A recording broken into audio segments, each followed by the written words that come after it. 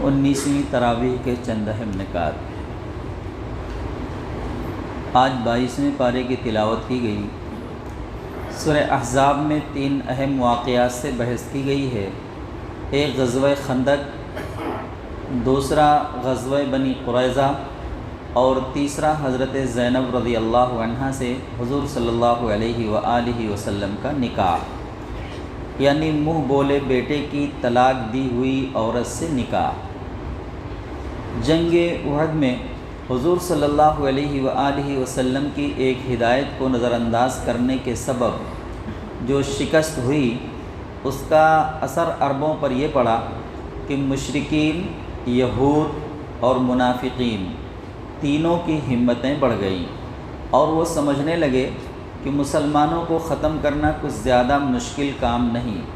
چنانچہ احد کی جنگ کو 2 مہینے بھی نہیں ہوئے تھے کہ نجد کے ایک قبیلہ نے مدینہ پر چھاپا مارنے کی تیاریاں شروع کر دیں۔ پھر 1 سال بعد 3 قبیلوں نے حضور صلی اللہ علیہ وآلہ وسلم سے دین سکھانے کے لیے آدمی مانگے۔ حضور صلی اللہ علیہ وآلہ وسلم نے 70 کے قریب مبلغین ان قبیلوں میں بھیجے، مگر انہیں دھوکہ دے کر شہید کر دیا گیا، جس پر آپ صلی اللہ علیہ وآلہ وسلم نے 1 مہینہ تک ان قبیلوں کے خلاف قنوت نازلہ پڑھی۔ قنوت نازلہ یہ وہی دعا ہے جو ابھی فجر کی نماز میں رکوع سے فارغ ہونے کے بعد کھڑے ہو کر ہم نے اور آپ نے پڑھی ہے۔ تو اگر ایسا دشمن کی طرف سے حملے کا اندیشہ ہو یا کہیں پر دشمنوں نے مسلمانوں کو نقصان پہنچایا ہو، تو اس کے لیے جو ہے یہ دعا پڑھی جا سکتی ہے جو ابھی فجر کی نماز میں پڑھی گئی۔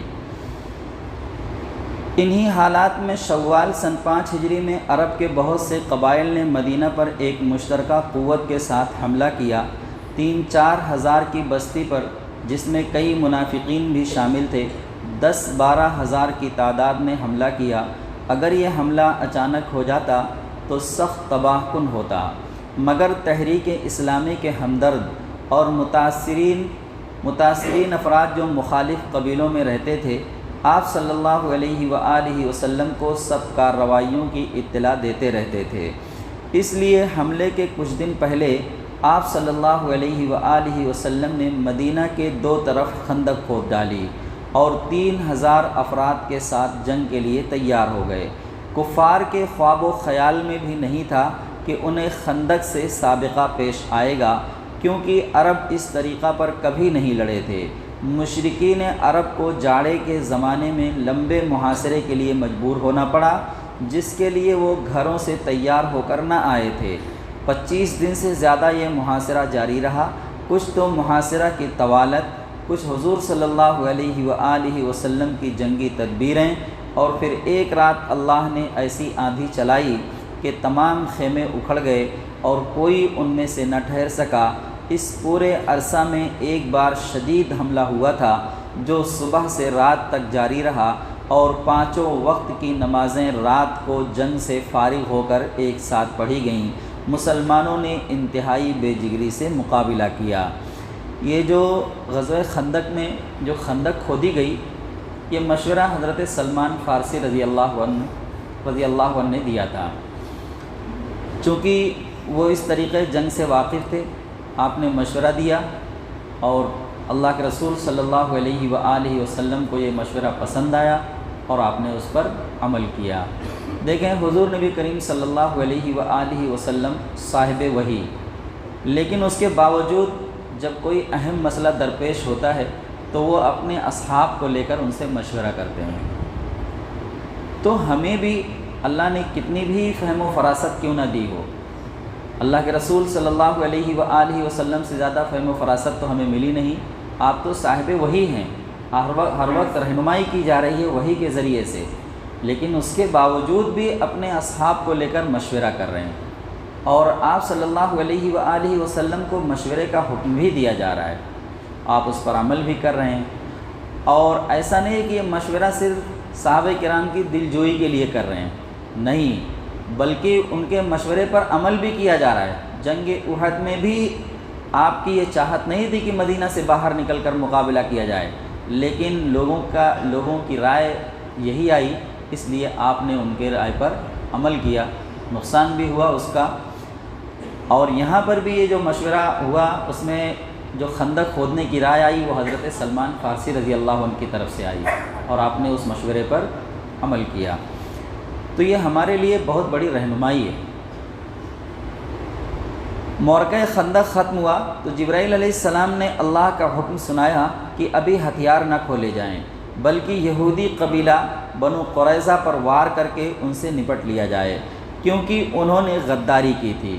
چنانچہ فوراً ہی مسلمان ان کے علاقوں میں پہنچ گئے، اور یہودیوں کے مقرر کردہ ثالث حضرت سعد بن معاذ رضی اللہ عنہ کے فیصلہ کے مطابق ان کے تمام مردوں کو قتل کر دیا گیا، اور عورتوں اور بچوں کو غلام بنا لیا گیا، کیونکہ غزوہ خندق کے موقع پر یہ بنو قریظہ جو مدینہ کے پاس ہی آباد تھا، جس سے حضور نبی کریم صلی اللہ علیہ وآلہ وسلم کا معاہدہ تھا جنگ نہ کرنے کا، اگر باہر سے کوئی حملہ آور ہوتا ہے مدینہ پر۔ آپ صلی اللہ علیہ وسلم مکہ سے ہجرت کر کے مدینہ جانے کے بعد سب سے بڑا کام جو کیا تھا وہ یہ بھی تھا اس میں شامل کہ اطراف میں رہنے والے قبیلوں سے آپ نے معاہدہ کر لیا تھا کہ اگر باہر سے کوئی مدینہ پر حملہ آور ہوتا ہے تو یا ہم لوگ سب لوگ مل کر اس کا مقابلہ کریں گے، یا تو پھر آپ لوگ جو ہے باہر سے آنے والوں کا ساتھ نہیں دیں گے۔ لیکن بنو قریظہ نے ایسا نہیں کیا، غداری کی، اور جو لوگ چڑھ کر آئے تھے مدینہ پر ان کی اعانت کی، مدد کی چھپے طور پر، اور وہ ظاہر ہو گیا، اس لیے آپ صلی اللہ علیہ وآلہ وسلم نے ان پر فوراً چڑھائی کی۔ اور ایک چیز یہاں پر قابل غور ہے کہ ایک دن محاصرہ تو 25 دن جاری رہا، لیکن ایک دن اتنی شدید جنگ ہوئی، صبح فجر کی نماز سے پہلے سے ہی وہ جنگ شروع ہو جاتی ہے، اور رات ہونے تک ایسی شدید لڑائی ہوئی ہے کہ مسلمانوں کو کبھی ایسا ٹھہرنے کی بھی فرصت نہیں ملی، کیونکہ اگر اتنی فرصت جنگ کے میدان میں مل جائے تو کھڑے کھڑے بغیر رکوع اور سجود کے اشاروں سے بھی نماز پڑھ لینا چاہیے، یہ حکم ہے قرآن مجید میں۔ تو گویا اتنی بھی فرصت نہیں ملی کہ کھڑے ہو کر نماز ادا کر لی جائے۔ 5 نمازیں ایک ساتھ ادا کی گئیں جنگ سے فارغ ہونے کے بعد۔ جنگ احد سے جنگ خندق تک کا 2 سال کا تمام عرصہ سخت بحرانی زمانہ تھا، مگر اس میں معاشرہ کے استحکام اور اسلام اور اصلاح کا کام جاری رہا۔ چنانچہ مسلمانوں کے نکاح اور طلاق کے قوانین اسی زمانے میں مکمل ہوئے، وراثت کا قانون نازل ہوا، اور شراب اور جوے کو حرام کیا گیا، اور دوسرے بھی کئی پہلوؤں کے متعلق قوانین نازل ہوئے۔ اس سلسلہ کا ایک اہم مسئلہ جو اصلاح کا تقاضا کر رہا تھا وہ منہ بولے بیٹے کا مسئلہ تھا، جسے لوگ اصلی بیٹے جیسا سمجھتے تھے، اسے وراثت میں حصہ ملتا تھا، اس سے منہ بولی ماں اور منہ بولی بہنیں اسی طرح بے تکلف ہوتی تھیں جیسے سگی ماں اور سگی بہنیں۔ اسی طرح اگر وہ مر جائے یا اپنی بیوی کو طلاق دے دے تو اس کی بیوی سے منہ بولا باپ شادی نہیں کر سکتا تھا۔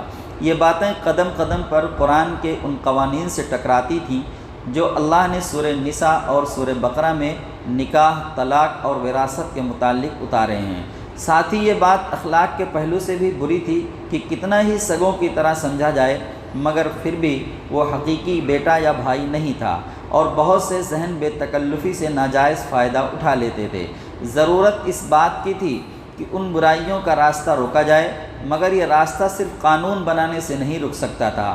اس لیے اللہ نے ایسے حالات پیدا کیے کہ نبی صلی اللہ علیہ وآلہ وسلم کو خود اس رسم کو توڑنا پڑا۔ آپ صلی اللہ علیہ وآلہ وسلم کی پھوپھی زاد بہن حضرت زینب رضی اللہ عنہا کو ان کے شوہر زید بن حارثہ رضی اللہ عنہ نے طلاق دی، جو حضور صلی اللہ علیہ وآلہ وسلم کے منہ بولے بیٹے تھے۔ تو اللہ نے حکم دیا کہ آپ حضرت زینب رضی اللہ عنہا سے شادی کر لیں۔ جب آپ صلی اللہ علیہ وآلہ وسلم نے حضرت زید رضی اللہ عنہ سے ان کا نکاح پڑھایا تھا تو عربوں کی یہ رسم توڑی تھی کہ وہ آزاد کردہ غلام کو اپنے برابر نہیں سمجھتے تھے، بلکہ اس سے غلاموں کا سا سلوک کرتے تھے۔ آپ صلی اللہ علیہ وآلہ وسلم نے اپنی پھوپھی زاد آزاد عورت سے ان کی شادی کر کے یہ ثابت کیا کہ اسلام میں آزاد کردہ غلام بھی اشراف کا درجہ رکھتا ہے۔ اب اللہ نے چاہا کہ اس رسم کو بھی توڑیں اور منہ بولے بیٹے کو اصل بیٹا نہ سمجھا جائے۔ اسی طرح پردہ کے احکام جاری ہوئے اور قریبی رشتہ داروں کے علاوہ غیر مردوں کے ساتھ خلط ملط حرام قرار دیا گیا۔ اگر انہیں بات کرنی ہو یا کچھ لینا دینا ہو تو پردے کے پیچھے سے لیں، اور عورتیں خیال رکھیں کہ آواز میں لچک پیدا نہ کریں، کوئی ایسی حرکت نہ کریں جس سے کسی مرد کو غلط فہمی ہو۔ نبی صلی اللہ علیہ وآلہ وسلم کی بیویوں کو تمام مسلمانوں کی ماں قرار دیا گیا، اور آپ صلی اللہ علیہ وآلہ وسلم کی وفات کے بعد ان سے نکاح حرام قرار دیا گیا۔ عام مسلمان عورتوں کو حکم دیا گیا کہ جب بھی گھروں سے نکلیں تو چادروں سے اپنے آپ کو ڈھانپ کر نکلیں اور گھونگھٹ نکال لیا کریں۔ اسی موقع پر اس بات کا اعلان کیا گیا کہ نبی صلی اللہ علیہ وآلہ وسلم آخری نبی ہیں، اور چونکہ آپ صلی اللہ علیہ وآلہ وسلم کے بعد کوئی نبی آنے والا نہیں ہے۔ یہاں پر خاص طور سے عورتوں کو یہ حکم دیا جا رہا ہے کہ جب وہ گھروں سے نکلیں تو چادروں سے اپنے آپ کو ڈھانک کر نکلیں اور گھونگھٹ نکال لیا کریں، چہرے کے سامنے جو ہے اپنی چادر کو لٹکا لیا کریں۔ تو پتہ یہ چلا کہ یہ جو ہمارا آج کل مروجہ اسکارف جو ہے، جو بہت سلیقے سے چہرے کے ارد گرد لپیٹا ہوا ہوتا ہے اور چہرہ کھلا ہوا ہوتا ہے، تو باہر نکلنے کے لیے اتنا کافی نہیں ہے، باہر نکلنے کے لیے اتنا کافی نہیں ہے، بلکہ باہر نکلنے کے لیے یہ حکم دیا جا رہا ہے کہ چادر کے پلوں کو لٹکا لیا جائے، گھونگھٹ نکال لیا جائے۔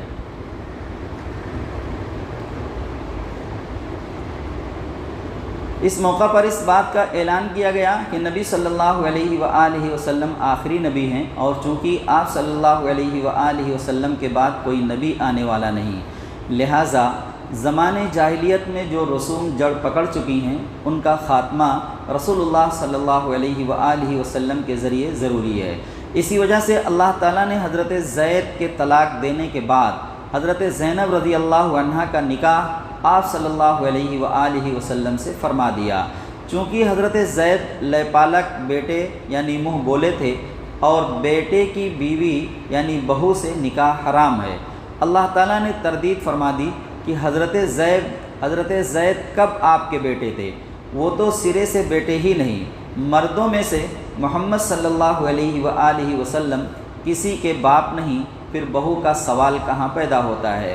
حضور نبی کریم صلی اللہ علیہ وآلہ وسلم کے جو مرد بچے جو تھے ان کا بچپن میں ہی سب کا انتقال ہو گیا، جوانی تک کوئی پہنچ ہی نہیں سکا۔ 4 بیٹیاں آپ کی جوان ہوئیں، جس میں حضرت زینب رضی اللہ عنہا، ام کلثوم، رقیہ، اور چوتھی حضرت فاطمہ رضی اللہ عنہا۔ یہ 4 بیٹیاں آپ صلی اللہ علیہ وآلہ وسلم کی ہیں جو جوانی کی عمر تک پہنچی۔ دوسری حیثیت آپ صلی اللہ علیہ وآلہ وسلم کی رسول کی تھی، اور رسول جہالت کی باتوں کو ختم کرنے آتے ہیں۔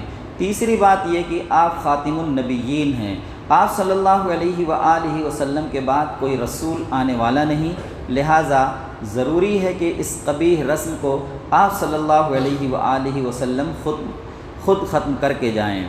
چونکہ نکاح و طلاق کا ذکر ہے، اسی لیے ضمناً ایک اہم مسئلہ کی وضاحت کر دی گئی۔ مسلمان جب کسی عورت سے نکاح کریں اور خلوت صحیحہ سے پہلے طلاق کی نوبت آ جائے تو عورتوں پر عدت نہیں، مراد یہ ہے کہ مرد کا حق رجوع ساقط ہو جاتا ہے، اسی طرح حق اولاد اور عدت کا خرچ بھی ساقط ہو جاتا ہے۔ البتہ شوہر کو چاہیے کہ کچھ مال دے دلا کر عورت کو رخصت کرے، گویا اگر نکاح کے وقت مہر مقرر کیا گیا ہے اور خلوت سے پہلے طلاق ہو گئی تو نصف مہر واجب ہے، جیسا کہ سورہ بقرہ آیت نمبر 237 میں ہے۔ اس واجب سے زیادہ دینا لازم نہیں، مستحب ہے، لیکن اگر نکاح کے وقت مہر مقرر نہ کیا گیا ہو تو اس صورت میں عورت کو کچھ نہ کچھ اس کی حیثیت کے مطابق دے کر رخصت کرنا چاہیے۔ بھلے طریقے سے رخصت کرنے کا مطلب یہ ہے کہ اسے رسوا یا بدنام نہ کرے، بلکہ شریفانہ طریقے پر رخصت کرے۔ اس زمانہ میں لوگ ایک دوسرے کے گھروں میں بے تکلف آیا جایا کرتے تھے، لہٰذا یہ حکم دیا گیا کہ نبی صلی اللہ علیہ وآلہ وسلم کے گھر میں بغیر اجازت کے داخل نہ ہونا چاہیے، کھانے کی دعوت کے بغیر کھانے کا انتظار نہ کرنا چاہیے، پھر کھانے کے بعد دنیا جہاں کی لایانی گفتگو سے پرہیز کرنا چاہیے کہ اس سے نبی صلی اللہ علیہ وآلہ وسلم کو تکلیف پہنچتی ہے۔ وہ بسبب حیا تم سے کچھ نہیں کہتے مگر اللہ تعالیٰ حق بات کہنے سے نہیں شرماتا۔ کھانے کے بعد بلا ضرورت بیٹھنے کی اجازت نہیں۔ نبی صلی اللہ علیہ وآلہ وسلم کی بیویوں سے کوئی سامان مانگنا ہو یا گفتگو کرنا ہو تو پردے کے پیچھے سے مانگا کرو، یہ دونوں فریق کے دلوں کی پاکیزگی کا زیادہ مناسب طریقہ ہے۔ نبی صلی اللہ علیہ وآلہ وسلم کو اور ازواج مطہرات رضی اللہ عنہن کو تکلیف دینا جائز نہیں۔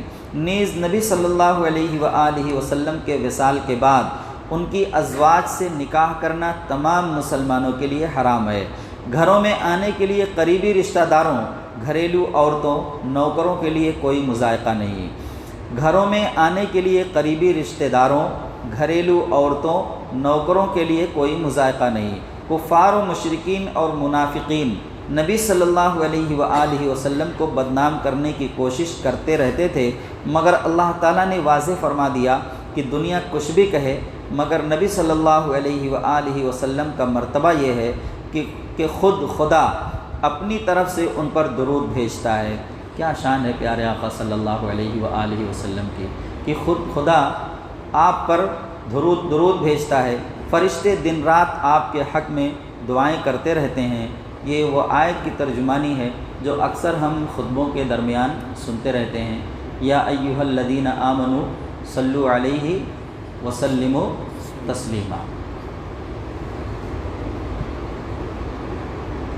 فرشتے دن رات آپ کے حق میں دعائیں کرتے رہتے ہیں، اور اہل ایمان کو بھی چاہیے کہ وہ اپنے نبی سے غایت درجہ محبت رکھیں، ان کے گرویدہ ہو جائیں، ان کی مدح و ثنا کریں، ان کے حق میں کامل سلامتی کی دعا کریں، دل و جان سے ان کا ساتھ دیں۔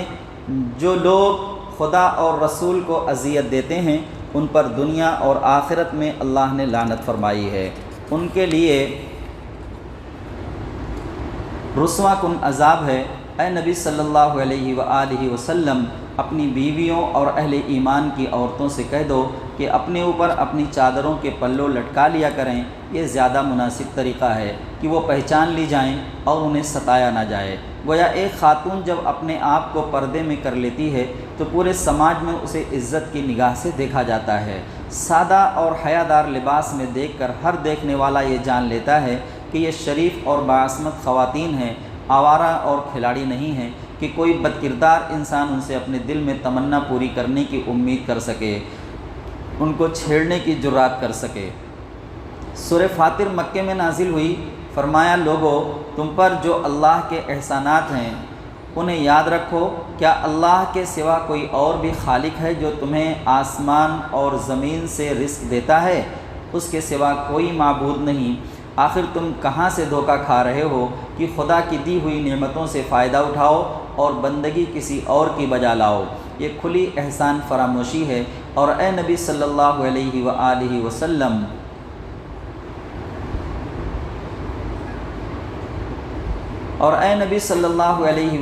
وسلم، اگر تمہیں یہ جھٹلاتے ہیں تو تسلی رکھو، تم سے پہلے بہت سے رسول جھٹلائے جا چکے ہیں، سارے معاملات اس کی طرف رجوع ہونے والے ہیں۔ لوگو، اللہ کا وعدہ آخرت برحق ہے۔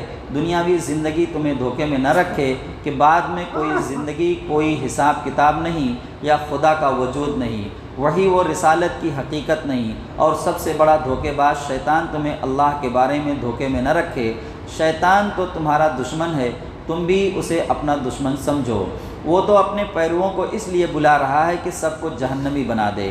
خدا کی قدرت یہ ہے کہ اس نے دن رات کا سلسلہ جاری فرمایا، چاند سورج مسخر کیے، یہ سب کچھ ایک مقررہ وقت تک چلتا رہے گا۔ خدا ہی تمہارا حقیقی رب ہے۔ خدا کے علاوہ جن کو تم پکارتے ہو وہ گٹھلی کے چھلکے کے بھی مالک نہیں۔ تم انہیں پکارو گے تو وہ تمہاری پکار نہیں سن سکتے، اگر سن بھی لیں تو جواب نہیں دے سکتے، اور قیامت کے دن تمہارے شرک کا وہ انکار کریں گے۔ حقیقت حال کی ایسی خبر خدا کے علاوہ کوئی نہیں دے سکتا۔ تم سب کے سب اللہ کے محتاج ہو، اللہ غنی ہے۔ خدا چاہے تو تمہاری جگہ دوسروں کو لے آئے، یہ اللہ کے لیے کچھ بھی مشکل نہیں۔ کوئی کسی کا بوجھ نہیں اٹھائے گا۔ اگر کوئی بوجھل ہو اور قریبی رشتہ دار کو بوجھ اٹھانے کے لیے پکارے گا تب بھی وہ اس کا بوجھ کچھ بھی نہ اٹھا سکے گا۔ آخرت کی منظر کشی یہاں پر کی گئی ہے۔ ہم اور آپ بھی سہارا لگائے بیٹھے ہیں، کوئی شفاعت کا سہارا لگائے بیٹھا ہے، کوئی اگر اس کے گھر خاندان میں حافظ، عالم یا اور اس مرتبے کا کوئی بندہ موجود ہے تو اس کا سہارا لگائے بیٹھا ہے، لیکن قرآن کہتا ہے کہ کوئی کسی کا پرسان حال نہیں ہوگا، بلکہ ایک مرتبہ حضور نبی کریم صلی اللہ علیہ وآلہ وسلم نے اپنی چہیتی بیٹی حضرت فاطمہ رضی اللہ عنہا سے فرمایا کہ عمل صالح ہی کام آنے والے ہیں، میں بھی تمہارے کام نہیں آ سکتا۔ حضور صلی اللہ علیہ وآلہ وسلم اپنی بیٹی حضرت فاطمہ رضی اللہ عنہا سے کہہ رہے ہیں، تو ہم اور آپ کہاں دھوکے میں پڑے ہوئے ہیں؟ کس کے سہارے بیٹھے ہوئے ہیں؟ سورہ معارج کے اندر اللہ تبارک تعالیٰ نے ایسا بھیانک نقشہ کھینچا ہے، اور سورہ عبس کے اندر کہ جو دنیا کے قریب ترین رشتہ داریاں ہیں نا، قریب ترین رشتہ داریاں، آج باپ اپنی اولاد کے لیے اپنی کمائی ہوئی دولت کا ایک ایک پیسہ دنیا میں اس کی جان بچانے کے لیے صرف کر دینے کے لیے وہ تیار ہے کہ بس اگر بچہ بیمار ہو گیا سب کچھ ختم ہو جائے لیکن جان بچ جائے۔ ایسا کہتے ہوئے آپ نے بھی اپنے کانوں سے سنا ہوگا اور ہم نے بھی سنا ہے، لیکن وہی باپ اور وہی اولاد آخرت میں یہ ہوگا کہ وہ باپ یود المجرم لو یفتدی من عذاب یومئذ ببنیہ وصاحبتہ واخیہ وفصیلتہ التی تؤویہ ومن فی الارض جمیعا، کہ باپ بولے گا میرے بیٹے کو فدیے میں لے لو، میری جان چھوڑ دو۔ یہ دنیا میں جو سب کچھ قربان کرنے کے لیے جس کے لیے تیار ہے، آخرت کے جب عذاب کو وہ دیکھے گا نا تو وہ اسی اپنی اولاد کو فدیہ میں دینے کے لیے تیار ہو جائے گا، یہ لے لو، ان لوگ کو لے جاؤ جہنم میں ڈالو، جہاں جو دل چاہے وہ کرو، میری جان چھوڑو۔ ایسا منظر ہوگا۔ تو کس دھوکے میں پڑے ہوئے ہیں؟ یہ جو تھوڑا بہت وقت جو مہلت ہمیں ملی ہوئی ہے اللہ تبارک تعالیٰ کی طرف سے، اس کو غنیمت جانیں اور جو کچھ بن پڑتا ہے اچھے اعمال کرنے کی کوشش کریں اور گناہوں سے اپنے آپ کو بچائیں۔ وہاں کوئی کسی کا پرسان حال ہونے والا نہیں ہے۔ اگر کوئی بوجھل ہو اور قریبی رشتہ دار کو بوجھ اٹھانے کے لیے پکارے گا تب بھی وہ اس کا بوجھ کچھ بھی نہ اٹھا سکے گا۔ نبی تو انہی کو متنبع کرتے ہیں جو خدا کو دیکھے بغیر ڈرتے ہیں، نماز پڑھتے ہیں، جو پاکیزگی اختیار کرتا ہے وہ اپنی بھلائی کے لیے کرتا ہے۔ یہاں آپ کے اور ہمارے بلانے سے ہماری اولادیں مسجدوں میں نماز پڑھنے کے لیے نہیں آتی ہیں، اور ہم امید لگائے بیٹھے ہیں کہ وہ ہمارے مرنے کے بعد جو ہے دعائیں کر کر کے ہم کو بخشوائیں گے، یا ہمارے لیے قرآن پڑھ کے بخشیں گے، یا صدقہ خیرات کریں گے۔ ہوگی جس کو اللہ نے توفیق دی ہوگی کوئی نیک اولاد جو مرنے کے بعد اپنے والدین کے لیے دعا کرے گی، لیکن بہت زیادہ ہم ان پر تکیہ نہیں کر سکتے۔ جو اللہ نے ہم کو مہلت دی ہے ہم اپنی تیاری کریں۔ وہ اپنی بھلائی کے لیے کرتا ہے، سب کو اللہ کی طرف جانا ہے۔ اندھے اور آنکھ والے برابر نہیں ہو سکتے، نہ ہی اندھیرا روشنی یکساں ہے۔ ٹھنڈک اور دھوپ، زندہ اور مردے برابر نہیں، اللہ جسے چاہتا ہے سنواتا ہے۔ اور اے نبی صلی اللہ علیہ وآلہ وسلم، آپ ان لوگوں کو نہیں سنا سکتے جو قبروں میں دفن ہیں، آپ تو صرف خبردار کرنے والے ہیں۔ فرمایا کہ جنہوں نے انکار کیا ان کے لیے جہنم کی آگ ہے، نہ تو وہ جہنم میں مریں گے نہ عذاب کم ہوگا۔ ہم ہر انکار کرنے والے کو ایسی ہی سزا دیتے ہیں، وہ وہاں چیخیں گے اے ہمارے رب ہمیں یہاں سے نکال، اب ہم پہلے جیسے کام نہ کریں گے بلکہ اچھے اعمال کریں گے۔ ان سے کہا جائے گا کیا ہم نے تمہیں اتنی عمر نہ دی تھی کہ جس میں سمجھدار سبق لے لیتا، اور تمہارے پاس تو ڈرانے والا بھی آیا تھا، اب مزہ چکھو، ظالموں کا کوئی مددگار نہیں ہوتا۔ زمین و آسمان کے خفیہ راز اللہ ہی جانتا ہے، وہ سینوں کے راز تک جانتا ہے۔ اس نے تم کو زمین میں خلیفہ بنایا ہے، جو انکار کرے گا اس کا وبال اسی پر ہے۔ کافروں کا کفر رب کی ناراضگی بڑھاتا ہے، خسارے میں اضافہ کرتا ہے۔ سورہ کے اخیر میں فرمایا کہ اگر اللہ تعالیٰ لوگوں کی کرتوتوں پر پکڑ کرنے لگے تو زمین پر کوئی جاندار باقی نہ بچے، لیکن یہ اللہ کا کرم ہے کہ وہ لوگوں کو ایک مقررہ وقت تک مہلت دیتا ہے۔ جب ان کا وقت پورا ہوگا تو اللہ اپنے بندوں کو دیکھ لے گا کہ ان کے ساتھ کیسا سلوک کرنا چاہیے۔ 19ویں تراویح کا بیان ختم ہوا۔ اللہ تعالی ہم سب کو قرآن پڑھنے، اس کو سمجھنے اور اس پر عمل کرنے کی توفیق عطا فرمائے۔ ربنا تقبل منا انک انت السمیع العلیم وتب علینا انک انت التواب الرحیم۔ صلی اللہ تعالی علی خیر خلقہ محمد وعلی آلہ واصحابہ اجمعین برحمتک یا ارحم الراحمین۔